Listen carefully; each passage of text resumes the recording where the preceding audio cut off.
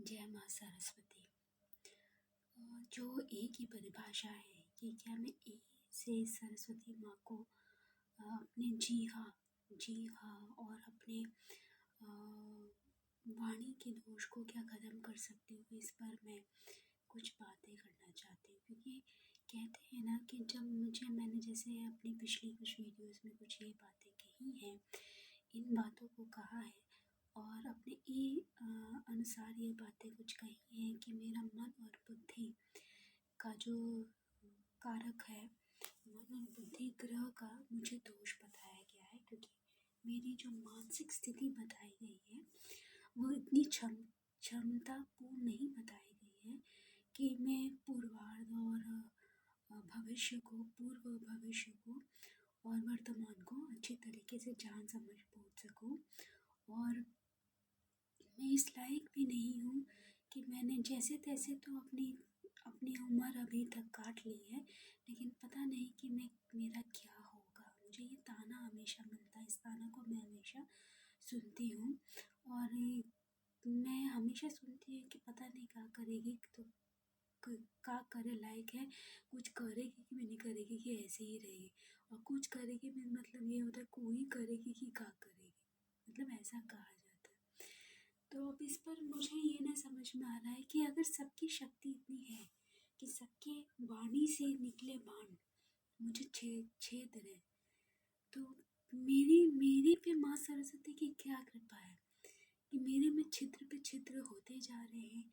मेरे कर्ण में छिद्र हो रहे, मेरे नेत्र में छिद्र हो रहे, मेरे मन मस्तिष्क में छिद्र और मेरे देह संरचना में छिद्र हो रहे। इतने छिद्र हो कैसे गए तब?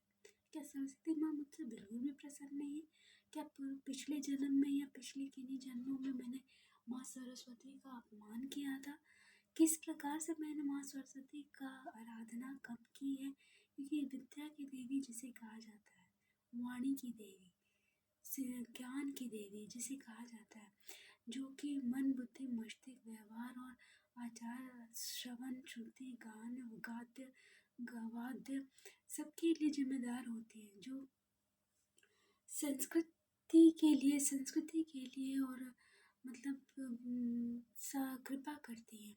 जिसे राहु दोष जिसे कहा जाता है कि जो राहु दोष होता है उसका निवारण करती है माँ, मैंने जितना सुना है। तो माँ मुझसे क्या इतनी नाराज है माता सरस्वती? ये मुझे नहीं समझ में आ रहा है।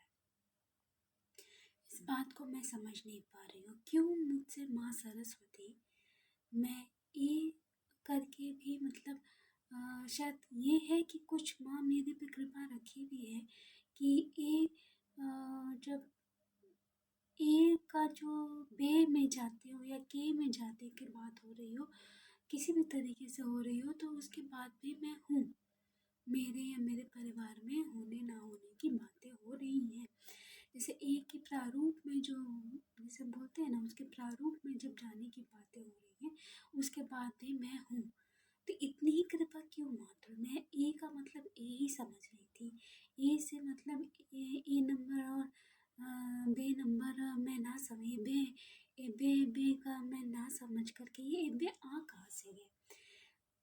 मतलब एबे क्यों मेरे साथ ऐसा होते रह रहा है? एबे ऐसा कैसा, मतलब मैं क्या सरस्वती माँ मेरे को इसी लायक समझी थी कि मैं क्या विषय वासना में इतनी संलिप्त रही कि मेरा जो अपना, जहाँ तक मैं क्या सबको मैं दोष दे रही थी या सबसे मैं दोष ले रही थी कि मुझे एबे में काटा गया या बीता मेरा या एक करने का कोशिश किया जा रहा है? क्या बात है? ये सवाल मुझ में मैं अपने आप से भी कर रही हूँ और मैं समझ नहीं पा रही हूँ कि कैसे मैं समझूं। क्योंकि जहाँ तक कहा जाता है ना कि एक को मजबूर करना, जैसे मेरी परिस्थिति, मेरी अंदर आत्मा जो कहती है, शारीरिक जो मेरा क्लॉक चल रहा, बॉडी क्लॉक जो चल रहा है, उस हिसाब से मेरा बॉडी क्लॉक जो चल रहा है उस हिसाब से मेरा शुरू से ही इच्छा शक्ति कुछ और ही होते रहता था। लेकिन मेरे घर की परिस्थिति और सबकी स्थिति के हिसाब से कुछ बदलता गया और कुछ नियम के हिसाब से, संस्कृति के हिसाब से, या कुछ ऐसा दोष था, मेरे पर ऐसा प्रहार किया गया था, मेरे लिए ऐसा कामना किया गया था, ऐसा श्राप दिया गया था कि मुझे मतलब मैं श्रापित ज़िंदगी जीते रही। मैं बस विषय वासना कामनी सिफिली के जैसा होता है ना कि मतलब विषय वासना की कामना में इच्छित होते हुए अपूर्ति में ही जीते रही। मतलब मेरी मेरे मुझे मैं रास्ते पे अग्रसर तो रही, लेकिन नहीं होगा, नहीं होगा, नहीं होगा, अंततः अभी तक जो हुआ सो गलत ही हुआ, नहीं ही हुआ और दोषपूर्ण ही हुआ। तो ये इस बात को मैं नहीं समझ पा रही। अब हम ही समझे तो कैसे समझे, मैं ही समझूँ तो कैसे समझूँ, इस बात को मुझे नहीं समझ में आ रहा। मुझे कैसे समझनी चाहिए बात को, मुझे ठीक से बोलना भी नहीं आ रहा। और मैं क्या बोलूँ, मुझे यही कहना है कि अब जैसे मैंने देवी का स्वरूप को मैं चित्र लाई हूँ, लेकिन मैं त्रिदेवी का मतलब माता दुर्गा में त्रिदेवी का भी स्वरूप लाई हूँ। लेकिन अब मुझे लग रहा है कि शायद मुझे अध्ययन और साधना में अगर जाना पड़े तो मुझे जाना पड़ेगा, तो मुझे गहन अध्ययन करना पड़ेगा। मैं अध्ययन करने के लिए मैं जाती हूँ तो मेरा जो मन है ना, वो मन हमेशा कामना इच्छा में भ्रम में भ्रमित होने लगता है, विषय वासना में, छलावा में, मतलब है ना, मतलब वो कामी बन जाता है और विलासी बनने की कोशिश करता है, रस में डूबना चाहता है और मद में डूबना चाहता है।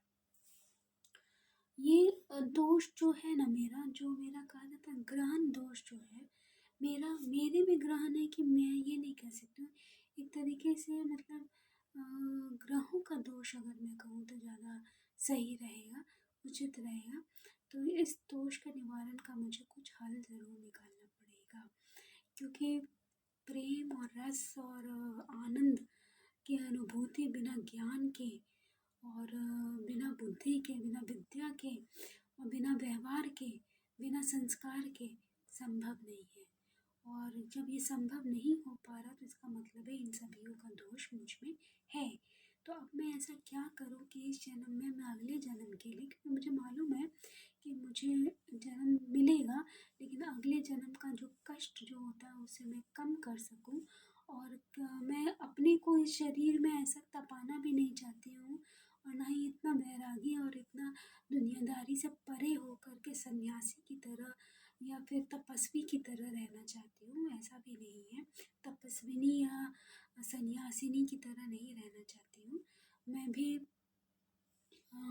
भी सामान्य जीवन जीना चाहती हूँ और सामान्य आचार विचार व्यवहार से मतलब मैं कोशिश करना चाह रही हूँ। कोशिश बोल रही हूँ तो मुझे को बोलने में मेरा लगने लगा है, मैं क्या बोलूँ, देखती हूँ कि मेरे लिए क्या संभावनाएं बनती हैं और किस तरीके से मैं अपने मस्तिष्क, कहते हैं ना मस्तिष्क में जो कहा जाता है, मस्तिष्क में ऐसे कहते हैं, जैसे ऐसे कहते हैं, ऐसे कहते हैं, इसके दोष को कैसे मैं क्या बोलूँ, मुझे बोलना भी नहीं आता है। How things will get right, how things will get right, what mistakes I have done, what are the repercussions which I have to face, what are the results, what are the uh,